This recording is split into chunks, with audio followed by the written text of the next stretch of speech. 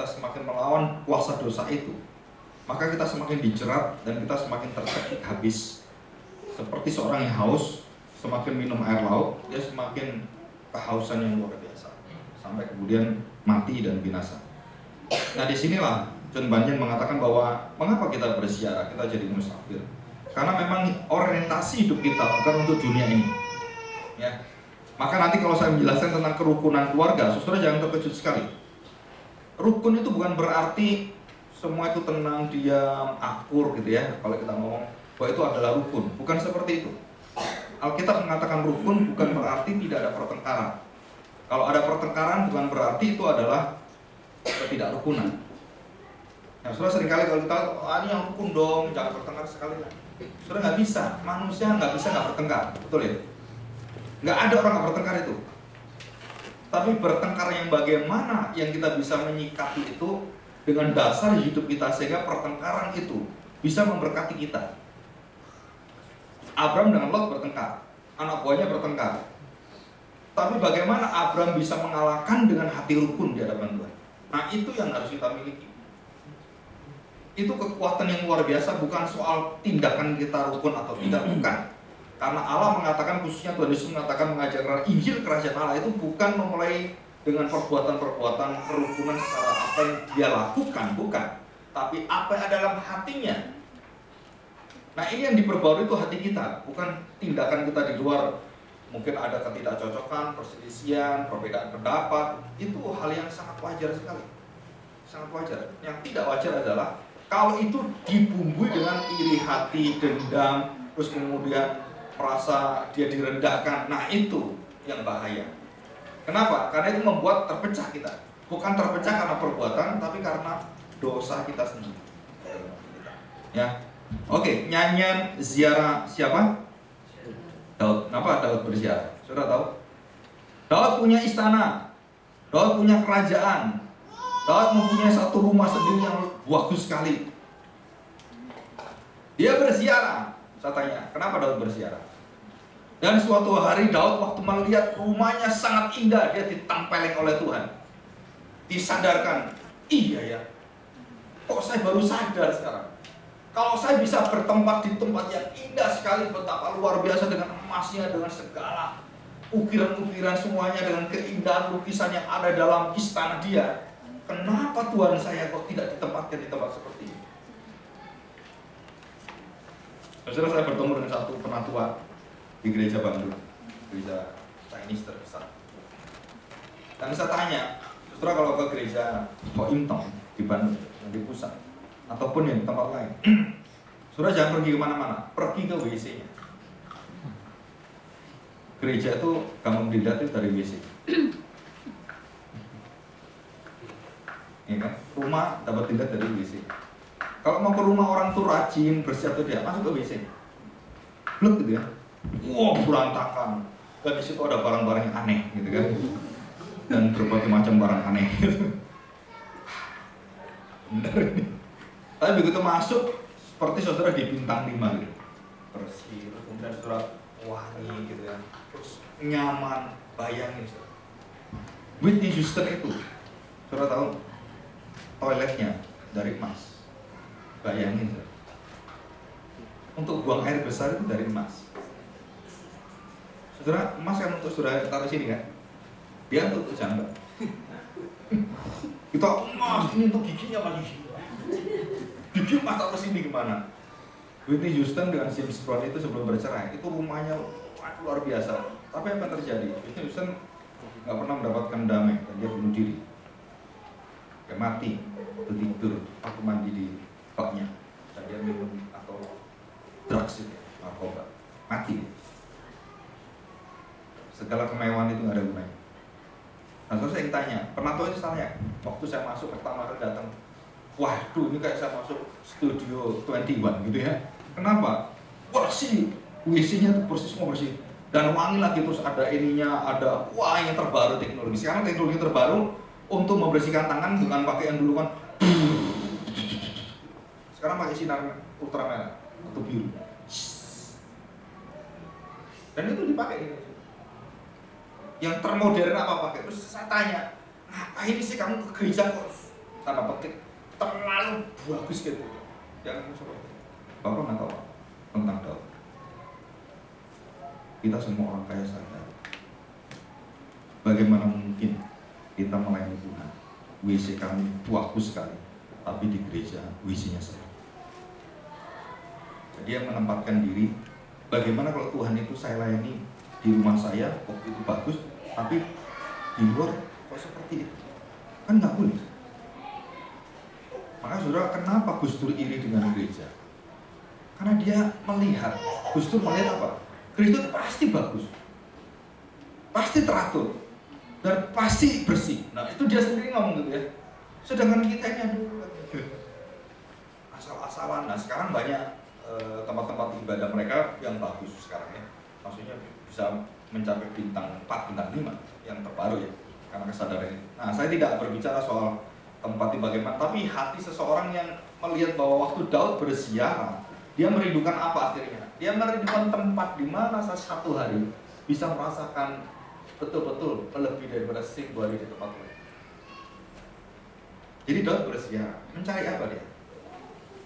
The house of the Lord. Jadi Daud itu ingin tinggal bersama dengan Tuhan. Saudara, saya ingatkan saudara sekalian, saudara jangan berorientasi pada dunia, sehingga saudara melupakan bagaimana kita mati yang bahagia. Mau tulis silakan buku ya, mati dan bahagia. Bagaimana kita mati bahagia? Saudara mati bersama Tuhan. Karena kematian itu adalah pintu keuntungan kita. Kematian itu pintu kekekalan kita. Kalau tanpa Tuhan, saudara, waktu engkau mau mati, engkau bingung sekali. Kenapa? Karena itu kekuatan penghakiman Tuhan itu, wah, mengerikan sekali. Saudara sedang menghadapi kematian yang kekal. Tapi kalau kita menghadapi kehidupan yang kekal, kebahagiaan, wah, kita senang kali. Maka Paulus katakan, aku ingin cepat-cepat mati, cepat-cepat kamu bertemu Tuhan Yesus. Tetapi karena kamu, aku diminta untuk melayani kamu. Kalau mau tinggal bersama Tuhan, lebih enak, betul. Kita semua ke sana arahnya. Maka kita berziarah. Ya, Daud berziarah. Jadi Daud sebenarnya merindukan apa? Satu hati tenang bersama Tuhan dan selama-lamanya. Dan bahkan dia minta anak cucunya juga sama merindukan ini. Nah, saudara, ini kita baca ya. Selanjutnya, kalimat selanjutnya. Sungguh. Nah, satu seruan kan? Sungguh. Orang kurang ajar. Sungguh anak kurang ajar. Nah, gitu kan? Bener-bener kamu kan gitu. Nah, ini positif atau negatif? Saya tanya. Positif kan? Sungguh alangkah baiknya. Alangkah baiknya, alangkah jeleknya, alangkah baiknya. Dikatakan dan indahnya apabila saudara-saudara diam bersama dengan rukun. Bukannya diam kita terus tidak ada pertengkaran, bukan. Tapi kita rukun. Nah, nanti saya akan bahas rukun itu apa, saudara. Mulai dari hati kita diperbarui Tuhan sampai kita harus mempunyai kuasa mendahului orang lain untuk merukunkan. Suami istri kalau bertengkar, jarang yang mau rukunkan. Mereka selalu membela diri masing-masing, bukan merukunkan, semakin memecahkan. Kita kalau bertengkar, kita selalu membela diri kita masing-masing. Kenapa ada perceraian? Karena ada semua manusia mengaku dirinya jadi Allah.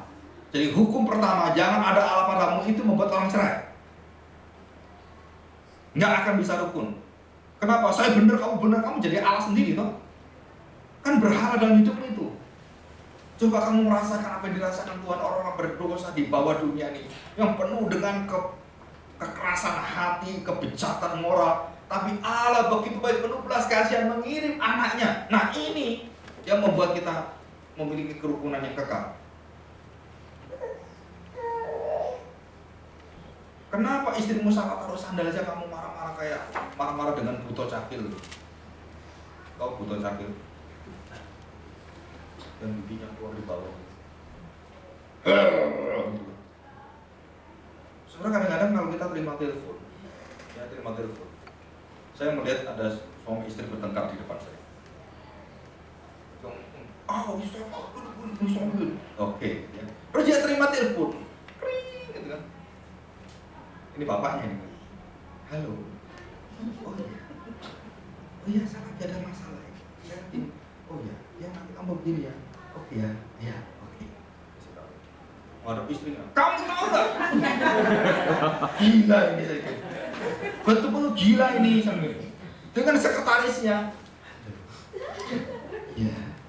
Begitu istrinya, kamu itu. Saya lihat di muka saya sendiri ini gimana, termasuk orang anak dan orang tua sama. Jangan tertawa. Dengan temanmu gimana kamu? Mak, jangan mak. Apa-apa lah. Tapi mak, gak boleh. Gak mau saya. Sebenarnya kita ini udah rusak luar biasa. Harusnya kan di rumah itu kita, ya mak, sopan gitu. Enggak. Kita tuh muka kita kayak singa di depan orang tua kita, tapi kayak anak domba di depan teman-teman kita. Maka kapan disembelih kamu? Sungguh alangkah baiknya dan indahnya apabila saudara diam bersama dengan rukun. Jadi rukun itu adalah satu yang keluar dari kita berdiam bersama dengan Tuhan, berdamai bersama dengan Tuhan, bersama-sama dengan Dia. Dan kemudian dari kuasa apa? Saudara ada kerukunan di sana. Engkau bisa menerima apa yang Tuhan terima, engkau bisa mengasihi yang Tuhan kasih, engkau bisa mengampuni yang Tuhan ampuni. Saudara, jika kita sudah di dalam satu kesatuan bersama dengan Tuhan, satu keluarga, baik itu suami istri, orang tua dan anak, saudara ditetapkan oleh Tuhan sebagai satu model contoh bagi dunia yang gelap. Bagaimana pengampunan itu pengampunan yang kekal dalam keluargamu, pengampunan yang tidak terbatas dengan dosa-dosa anggota keluarga. Saudara, kasih yang kita alami itu kasih kekal, bukan kasih yang terbatas. Kalau kamu gak suka dengan saya, kasih saya berhenti. Kalau kamu gak suka pada saya, tak kurangi uang jajan. Saya pernah berdebat dengan orang yang mengatakan, Pak, kalau anak saya kurang ajar, uangnya tak kurangi Pak separuh. Kurang ajar lagi tak kurangi jadi 1/4 ya dapatnya. Kalau double terus, udah gak terkait apa-apa. Saya katakan, kamu kecerdasan. Kamu tidak bisa membedakan apa yang dibutuhkan anak untuk makan dan apa yang menjadi kasih yang kamu berikan pada dia sebagai uang jajan. Kalau itu hak dia makan dan hidup, kamu tidak boleh untuk menyetop dia. Soalnya kita kadang jadi orang tua perlu dididik banyak. Kenapa? Karena emosi kita tuh mendahului daripada segala kewajaran, kewarasan pikiran kita.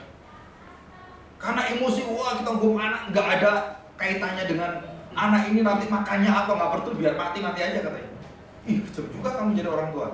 Nggak bisa, saya beritahu, nggak bisa kamu lakukan itu. Kenapa? Anakmu itu kalau sampai jam sore dia perlu makan, kamu tidak boleh menghukum apa yang menjadi makan dia. Hak dia makan kamu harus kasih.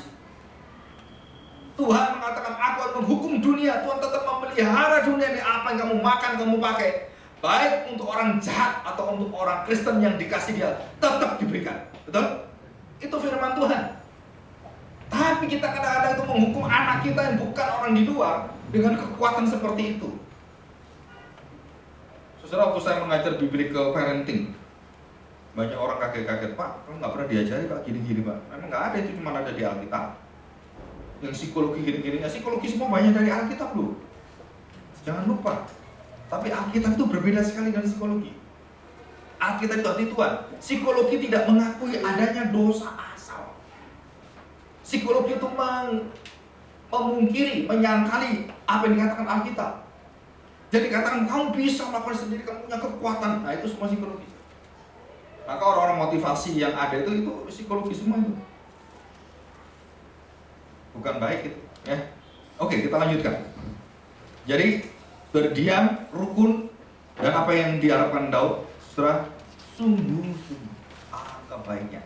Jadi Daud itu memiliki dua hal. Yang pertama di dalam cerita hidup Daud adalah, yang pertama seluruh bangsa Israel meminta Daud menjadi raja. Mereka berkumpul, mereka sehati, mereka memuji-muji Tuhan atas pilihannya pada Daud. Dan Samuel mengatakan bangsa Israel bahwa Daud sebelum kamu pilih sudah dipilih Tuhan. Aku sudah mengurapi Daud sebelum kamu tahu semua.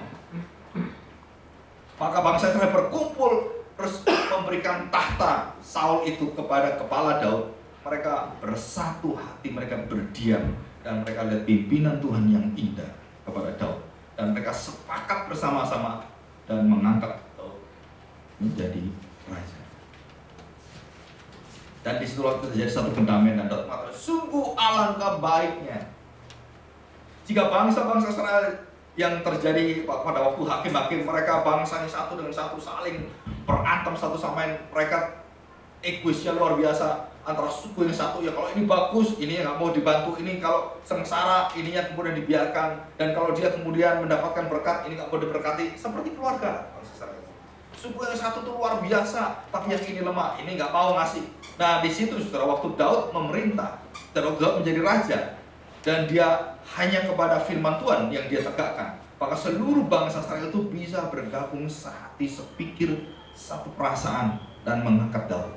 Dia katakan, sungguh alangkah baiknya, sungguh alangkah indahnya jika kalian berdiam di dalam rumah Tuhan bersama dengan firman, dan kalian rukun bersama-sama, dan aku memimpin di sana, bukan karena kekuatanku, tapi karena engkau berdiam bersama dengan Tuhan. Setelah itu indah sekali. Terus yang kedua, nah ini yang masalah. Daud merindukan satu kehidupan yang sungguh-sungguh keluarganya itu seperti itu. Tapi seumur hidup dia, Daud tidak mendapatkan keluarga yang seperti ini sampai enak. Ini adalah realitas. Tadi realita rohani, Daud dipimpin, kemudian seluruh bangsa Israel bersatu, dan kemudian mengangkat dia, sepakat sehati. Oh, alangkah baiknya. Dan waktu dia mempunyai keluarga, mulai istri pertama dia Mikal, sampai kemudian Bersheba, sampai kepada yang lain. Terus saya tanya, ini jujur sebagai kita orang dewasa, Daud dan Mikal tidak pernah berhubungan satu sama lain seumur hidup. Dan karena Mikal melakukan itu, Mikal dibuat mandul oleh Tuhan. Saya ingin beritahu istri-istri, dengar baik-baik, jika kamu